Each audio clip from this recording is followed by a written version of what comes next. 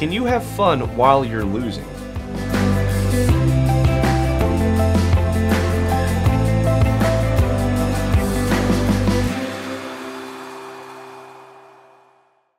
So Warhammer is going to be a pretty large investment, time, money. Get your stuff painted. You've bought this stuff maybe for $500+. Finally make it to the table to play against your friend, against somebody down at your local store.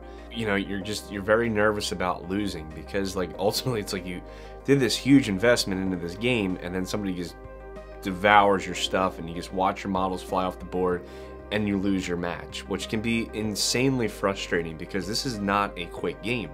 Sometimes if you're playing a 2K game, it can take up to 3 hours.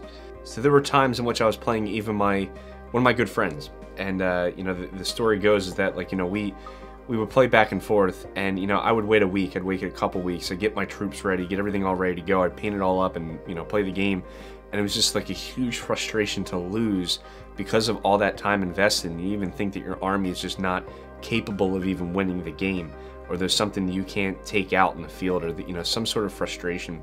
But what I've done to kind of combat that is I play frequently and then having some wins and losses.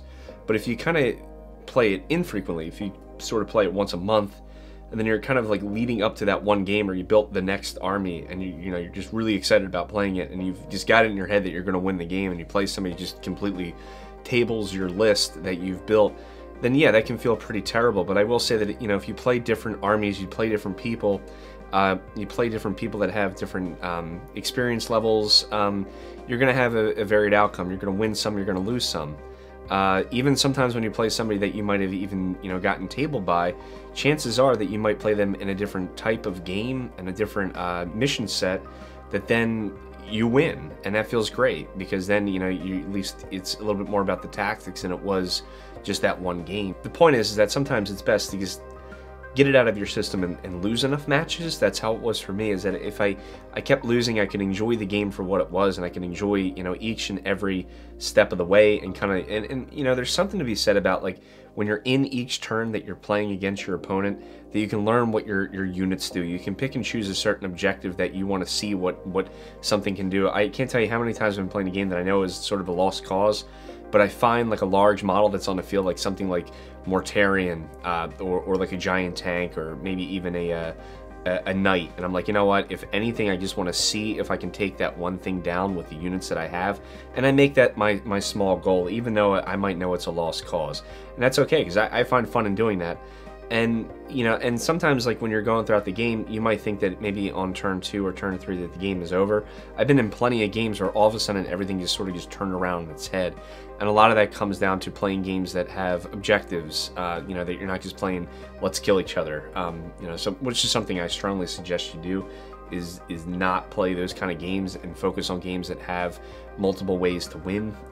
That way, you know, things can get kind of creative towards the end game. So there's always something to gain or understand or learn from the game in which you lost.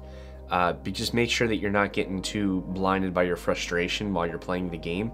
It's also just to have a little bit of good sportsmanship, because just as much as you don't want to be that person who's losing bad and just kind of complaining about it all the way through, because the person who is then winning or on the opposite side, they just kind of feel bad as well. They just feel bad about the whole situation, because it just doesn't, there's nothing positive coming out of it when somebody's just sort of like whining and complaining about the rules or the roles or whatever the case may be. So just remember that there are two people playing the game, or, you know, whoever is on the opposite side, is that it's a game that's sort of it's a social contract. So you have to understand that they are on that opposite side. They are playing the game with you. And no, it feels awful when you're beating somebody and they're just sort of just complaining all along the way, because then you feel bad as well until into the end game. So with that being said, is that, you know, if you find yourself losing all the time, this can be a very deep game, and there's a lot of things that are going on with inside the list, so you might want to readjust those things. And yeah, that might mean that you have to buy different models that kind of flow, but that's all a part of the learning process, and which makes this game kind of enjoyable when you're not playing. So, you know, you'll be at work, you'll be at school, wherever you're going to be, while you're not playing, you're kind of like thinking about, like, oh, if I adjust this, I adjust that, maybe then I'll have a fighting chance. But, you know, ultimately it's all about playing the game enough that you kind of get a feel for losing and winning. Lose frequently, but learn from those mistakes and build on it. Like and subscribe, and I'll see you in the next video.